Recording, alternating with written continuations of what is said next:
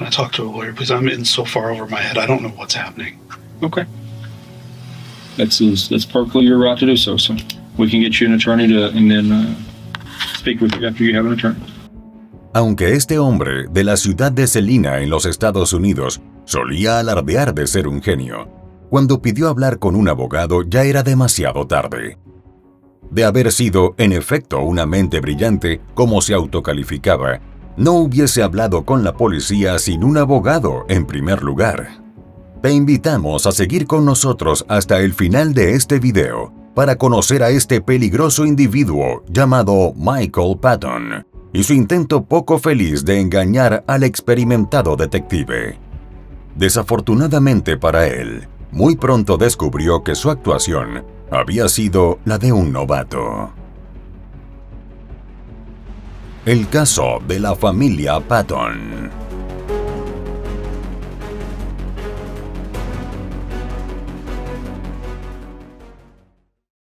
Hola a todos. 3 veces por semana en este canal te traeremos los crímenes que han impactado a todo el mundo, desde desapariciones hasta los más terribles asesinatos. Injusticia, impunidad, corrupción y las más duras sentencias serán los acompañamientos de estas historias. Antes de comenzar con el relato, te pido que te suscribas y actives la campanita con todas las notificaciones. Tampoco olvides dejar tu like, ya que de esa manera podré seguir creando contenido. Sin nada más que decir, analicemos juntos todos los detalles de esta historia criminal.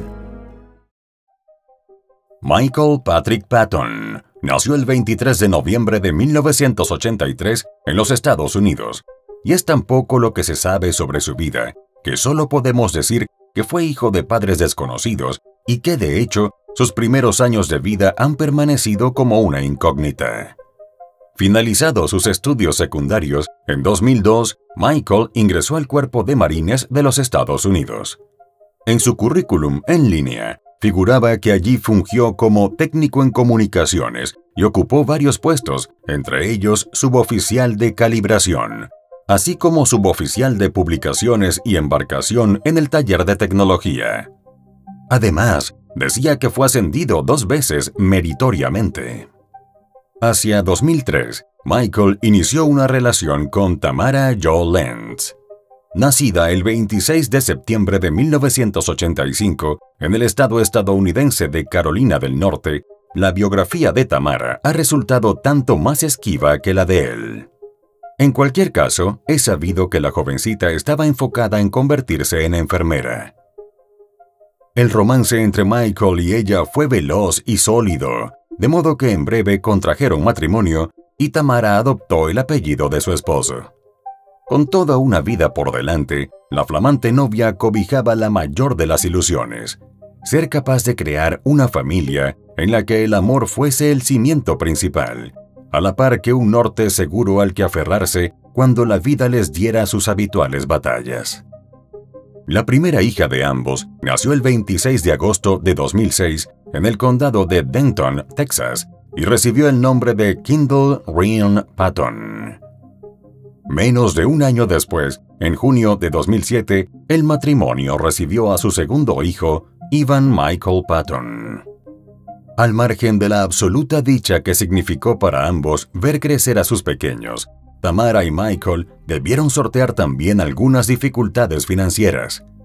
Él, por su parte, abandonó el Cuerpo de Marines en 2008 y consiguió un empleo como vendedor en una multinacional minorista del rubro de la electrónica en Colorado. Transcurridos 2 años, Michael decidió materializar sus postergados sueños profesionales. Para ello, se apuntó en el programa de licenciatura en el Instituto de Front Range y más tarde cursó también estudios en la Universidad del Norte de Colorado como licenciado en Ciencias, especializado en Ingeniería Física Aplicada.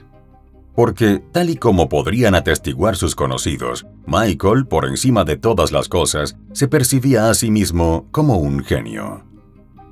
Lo cierto fue que logró culminar la universidad, y que todo el esfuerzo y las largas horas de estudio dieron sus frutos cuando encontró empleo como ingeniero de servicio de campo. Esa holgura económica se tradujo en tranquilidad para él y para Tamara. Aprovechando la época de bonanza, pudieron llevar a los pequeños Kendall e Ivan a conocer Disney World. A la fecha, Kendall era una excelente nadadora, y a esa afición dedicaba el grueso de su tiempo libre. En contraste, su hermanito representó todo un reto para sus padres. Ivan no habló, sino hasta que cumplió los 4 años. Al pequeño le gustaba socializar, aunque no se le daba de forma natural. De hecho, en entornos más bien agitados y de mucha gente, el niño no parecía desenvolverse satisfactoriamente. Fue así como, tras las respectivas evaluaciones, sus padres supieron que Ivan era un niño que formaba parte del espectro autista y que estaba en el grado 1, en una escala que llegaba hasta el 3. En resumen, el chico era lo que comúnmente la gente llama un autista de alto funcionamiento. Sin embargo, esa condición hacía que necesitara ayuda para ciertas tareas. El diagnóstico y la medicación, con el tiempo, aportaron notables mejorías al niño. A diario, Ivan hacía su mejor esfuerzo por arreglárselas, aunque, como ocurre en la vida de cualquier persona, algunas jornadas eran mejores que otras. Mientras, la devoción que le profesaba su madre resultaba de vital importancia. Está de más decir que amaba a sus 2 hijos por igual. Sin embargo, debido a las circunstancias particulares de Ivan, Tamara duplicó los esfuerzos para que su hijo creciera en el mejor entorno posible y pudiera ser más independiente. En 2018, la suerte de la familia, y en específico la de Michael, dio un vuelco importante. Todo ocurrió cuando consiguió un trabajo que por fin le acercaba bastante a lo que él de verdad soñaba. Lo llamaron para incorporarse al equipo del Departamento de Ciencia Espacial de un importante contratista de defensa y corporación industrial de Estados Unidos. Allí se desempeñaba como ingeniero en sistemas en el área de fabricación de armas y electrónica militar y comercial. Él lo experimentó como un espaldarazo a sus delirios de grandeza y prácticamente como la confirmación de sus capacidades por encima del promedio. De pronto, Michael empezó a alimentar una especie de narrativa épica acerca de sí mismo, mostrándose como un valioso defensor de los Estados Unidos. A partir de ese momento desarrolló una tendencia a mentir sobre sus logros. Así, por ejemplo, solía hablar sobre las diversas batallas en las que había participado mientras estaba en el ejército. En términos materiales, el nuevo empleo vino aparejado con otra oleada de bonanza, que les permitió mudarse a una lujosa casa de la ciudad de Celina, en la esquina noroeste del condado de Collin, en Texas. Para ese momento, la familia tenía 4 mascotas, 2 perros de raza Pug, un bulldog y un gato. Si bien en ese entonces Ivan era un usuario frenético de las pantallas, ya fuesen del celular o la computadora, la convivencia con las mascotas fue un cambio positivo en su rutina. Y esa alegría, tal como era de esperarse, también la compartía con su hermana Kendall. Luego, cuando Tamara y Michael lo apuntaron en clases de taekwondo, descubrieron muy pronto los enormes beneficios que la disciplina en cuestión podía aportarle a su hijo. Ivan no solo parecía disfrutarlo, sino que aquella práctica le daba algo de estructura y enfoque. El matrimonio trabajaba de forma remota desde casa de lunes a viernes. De hecho, cada uno contaba con una habitación destinada a hacer las veces de oficina. En esas circunstancias, ambos debían ingeniárselas para que el hogar continuara siendo, en sus ratos libres, un espacio de disfrute y paz. En ese sentido, Michael pareció dar con la clave cuando empezó a aficionarse a escuchar música en formato de discos de vinilo y en breve logró armar una pequeña colección. Esas horas a solas eran para él como una suerte de oasis en medio de las agitaciones de la vida diaria. Con sus hijos, en tanto, disfrutaba de ver algunos programas de televisión. Sin embargo, en la aparentemente normal y armónica familia, los conflictos también estaban presentes, y no era por asuntos menores. Si bien ya el tema económico no les apremiaba, la semilla de la discordia tenía su origen en algo más profundo. Según contó posteriormente Michael, en algún punto de su matrimonio, Tamara tuvo un amorío con un compañero de trabajo, lo que, como era lógico, creó desavenencias e impuso una distancia entre los dos. Adicionalmente, los problemas de autoestima y la supuesta superioridad tras la cual se ocultaba, hacían que la salud mental de Michael no fuese precisamente estable. La Tona Witt, una vecina, dijo que la familia rara vez interactuaba con alguno de los residentes de la pequeña y unida comunidad. De hecho, el mismo Michael reconoció más tarde que jamás había sido bueno ni admitiendo sus emociones ni hablando de ellas ante otros. Aunque nada de ello ha podido ser comprobado por las autoridades, según dijo Michael, su matrimonio naufragaba en aguas turbulentas.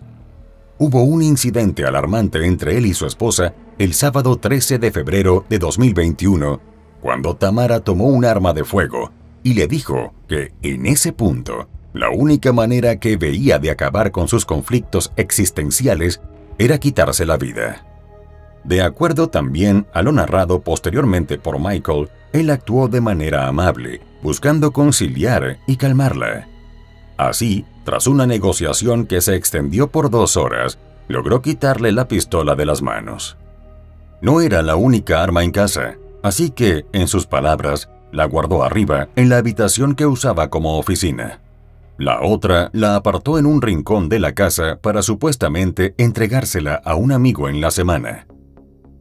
A continuación, sin saber muy bien cómo seguir o qué hacer exactamente para ayudar a Tamara, Michael se comunicó con la mejor amiga de ella, Heather Weber, de quien ha dicho que eran íntimas desde la época de la secundaria.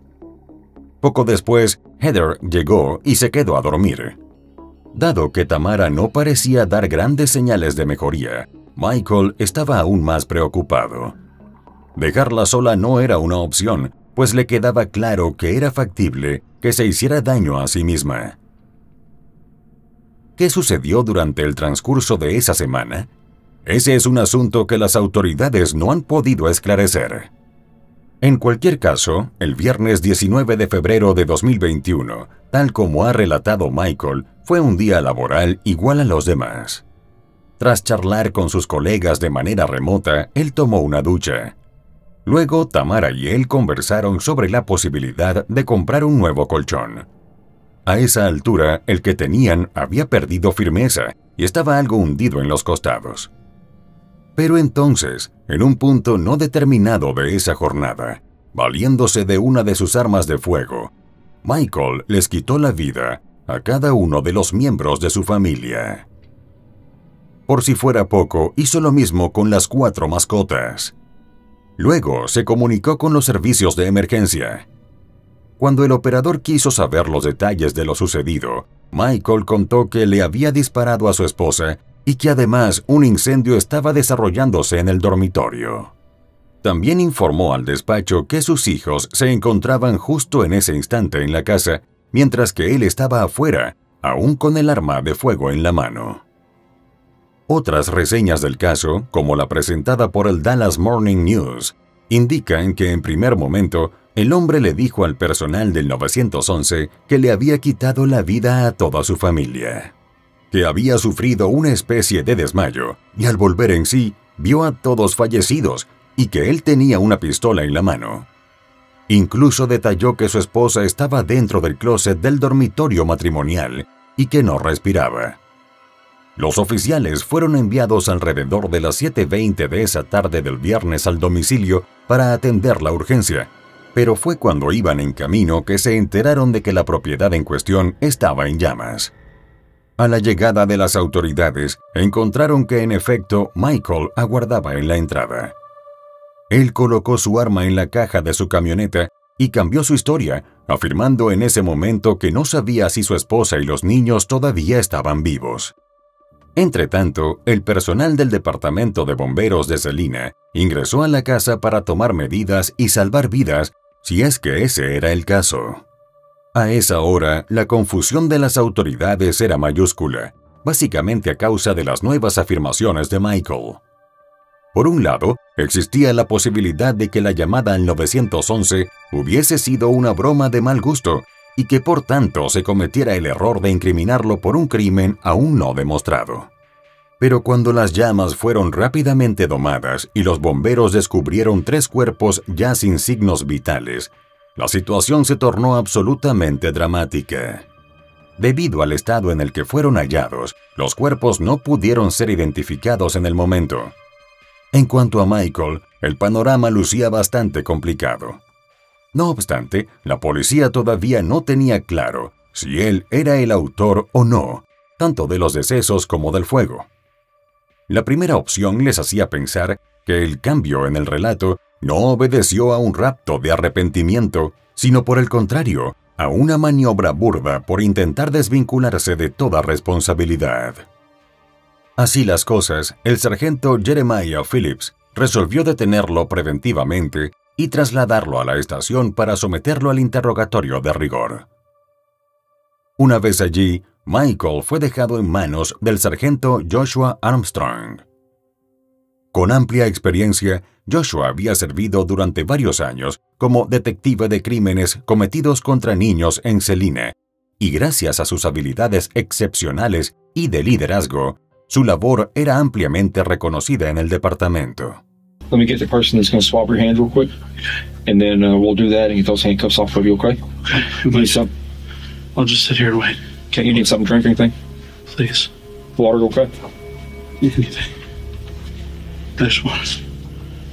I'm so confused. Unos segundos después, el sargento Joshua volvió para quitarle las esposas.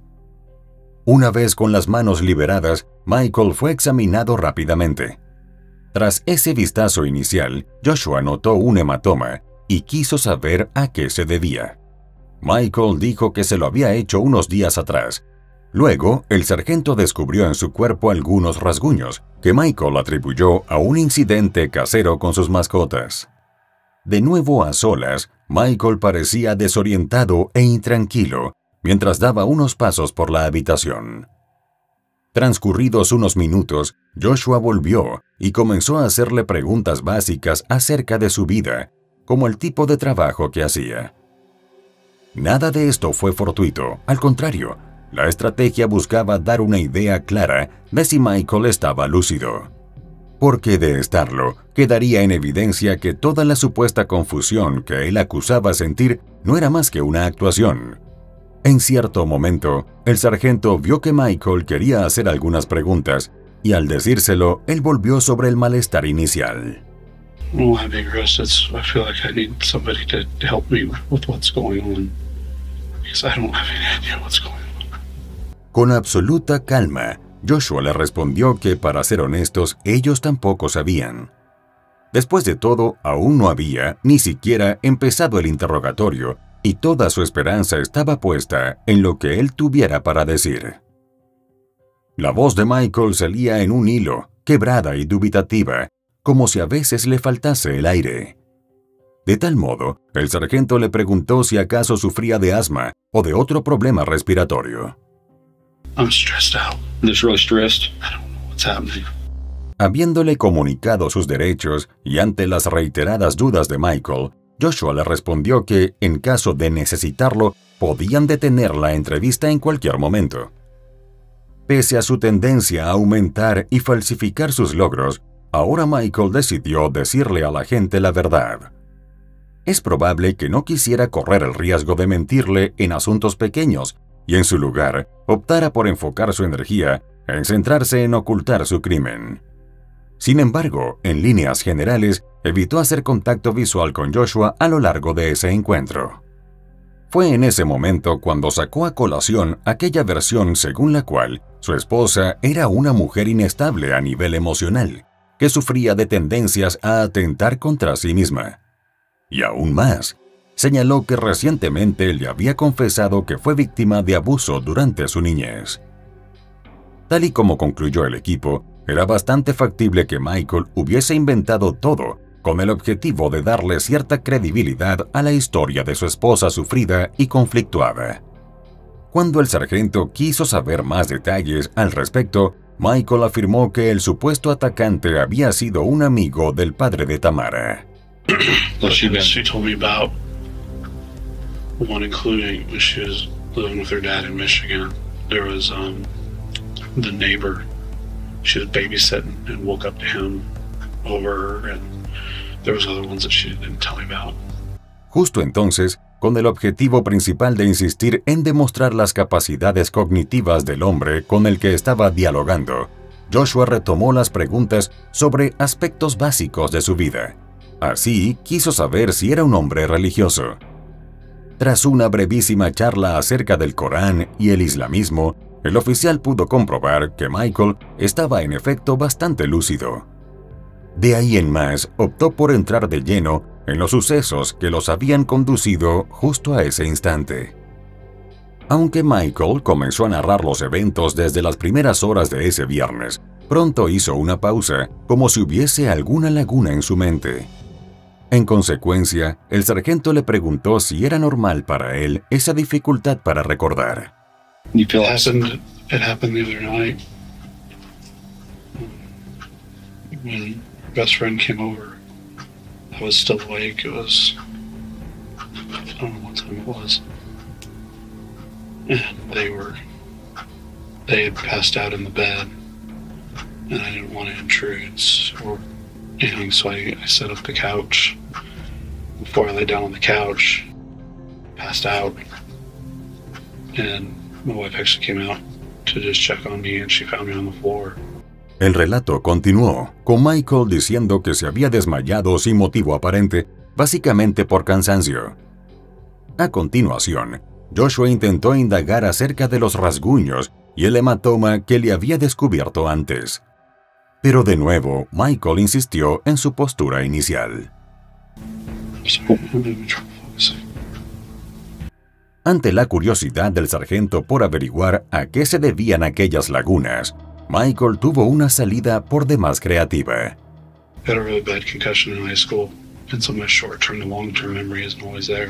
Es decir, en sus propias palabras, era factible que se le olvidase por completo una conversación una vez transcurrida una hora del intercambio. Pero, por supuesto, el sargento no planeaba claudicar tan rápido, de modo que le pidió un esfuerzo adicional para tratar de reconstruir la cronología de aquel día, incluso desde los detalles en apariencia más insignificantes, como a qué hora despertó y qué había desayunado o almorzado. You remember what you ate for breakfast? I didn't.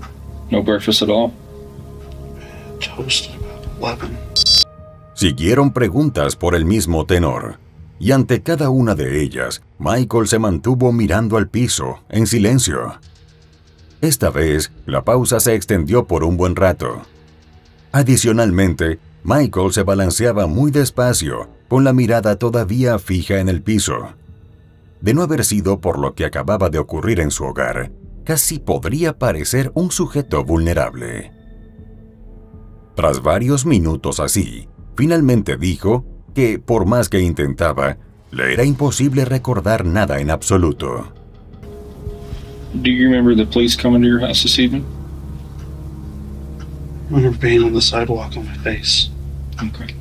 A esa altura, demostrando una envidiable paciencia y profesionalismo, el sargento Joshua estaba asombrado ante la cantidad de detalles que Michael podía, de hecho, rememorar de otros días. De todos, menos de ese mismo viernes. Luego, con el paso de los minutos, el agente quedó todavía más impactado a medida que Michael fue suministrándole los más minúsculos pormenores de la jornada. So I sat in the chair and she was on the bed. And we were being pretty playful and bantering. I remember that. We were sending her some playful texts. En paralelo, fuera de esas cuatro paredes, el resto de los investigadores se esforzaba en buscar la verdad. Así, los análisis forenses arrojaron que los cuerpos hallados eran los de Tamara, Kendall e Ivan. A contramano de lo que todos creían, la evaluación arrojó el dato de que habían fallecido a causa de heridas de bala. You are going to be under arrest, okay? And you're going to be taken over to the Collin County Jail. Michael recibió en total mudez la noticia. pero transcurridos unos segundos, pareció por fin dimensionar lo que el detective acababa de decirle. You're going to be under arrest for capital murder. Capital murder. Al gesto de sorpresa y horror de Michael, le siguió la absolutamente calmada respuesta del sargento. You caught me a minute ago whenever I used past tense instead of present tense. Porque, pese a los esfuerzos del sospechoso, el agente supo dirigirlo con su experiencia en técnicas cognitivas. Aunque no contaba con la ayuda de pruebas con las que pudiera confrontar al sujeto mientras continuaba con el interrogatorio, Joshua dio una pelea testaruda. La batalla de un científico genio contra un detective experto convirtió el caso en uno de los más particulares ocurridos en el departamento. Here's what I need you to do, Michael, okay? I need you to stand up and turn around and face that wall for me, okay? Stand up for me. Turn around, put your hands on the floor here. Por su parte, Michael continuó repitiendo, casi en susurros, que él no había herido a nadie ni jamás lo haría. No. Oh, no. Michael quedó detenido en la cárcel del condado de Collin, acusado de homicidio capital de varias personas, tal y como informó la policía en posterior rueda de prensa. Al ser presentado ante un tribunal, la fianza se fijó en $1,5 millones. En caso de que los fiscales no solicitaran la pena de muerte, una condena por asesinato capital podría significar que Michael recibiese una sentencia automática de cadena perpetua sin libertad condicional. Los últimos detalles de las pesquisas estuvieron a cargo del sargento Joshua y de su colega, el teniente Kyle Peck. Al equipo se sumó también personal del Departamento de Bomberos de Celina y la criminalista de la oficina del alguacil del condado de Collin, Christina Gwynn. Entretanto, los cuerpos de Tamara y sus 2 hijos recibieron santa sepultura, aunque los detalles al respecto no se hicieron de público conocimiento. Más de un año después de los hechos, culminadas todas las indagaciones, se acercaba la fecha del juicio y nuevamente Michael dio una sorpresa. En noviembre de 2022, días antes de dar inicio al proceso judicial, el hombre se declaró culpable. De acuerdo con lo informado posteriormente por Paul Johnson, su abogado defensor, Michael tomó esa decisión aún en contra del consejo de sus asesores legales. Según Paul, su cliente siempre mostró mucho remordimiento y prefirió declararse culpable, ya que se sentía terriblemente mal por lo sucedido. Eso garantizaría la realización de un juicio abreviado y así le evitaría a la familia la agonía de largos días de audiencias que resultarían dolorosas para todos. Así las cosas, el 11 de noviembre de 2022, la jueza Jennifer Ashworth presidió la audiencia de sentencia en la cual Michael Patton, para entonces de 38 años, se declaró formalmente culpable de homicidio capital en perjuicio de su esposa Tamara Patton, de 36 años, su hija Kendall, de 14, y su hijo Ivan, de 13. De inmediato, la jueza lo condenó a cadena perpetua, sin ninguna posibilidad de obtener la libertad condicional. Una vez hecha pública la sentencia, el fiscal de distrito, Greg Willis, expresó que a pesar de que ciertas cosas realmente deberían ser evidentes, como el hecho de que los maridos y los padres están en la obligación de proteger valientemente a sus familias, Michael quebró ese juramento de la peor manera posible. Por último, el fiscal extendió su más sentido pésame para aquellos que amaron en vida a Tamara, Kendall e Ivan. Por su parte, el Departamento de Policía de Celina indicó que esa sentencia cerraba un capítulo trágico en la historia de la ciudad y por lo tanto no ofrecerían más comentarios sobre el caso excepto para agradecer a las múltiples agencias que trabajaron en la larga investigación con esfuerzos incansables.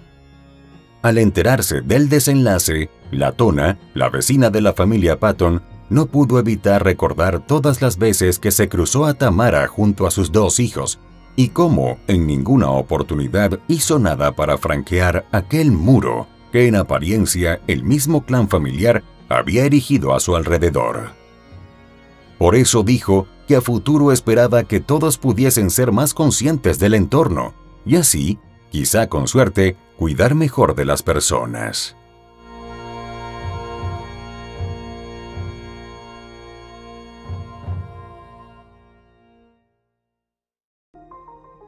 Y bueno, querido espectador, aquí termina la historia criminal del día de hoy. Me interesaría mucho saber tu opinión, así que te pido que la dejes en los comentarios del video, siempre con respeto a la víctima y su familia. Podemos debatir, pero siempre con el respeto que todos merecemos. De nuevo te recuerdo que te suscribas y dejes un like para dejarme saber que mi trabajo es de tu agrado. Buenas noches. Hasta la próxima historia criminal.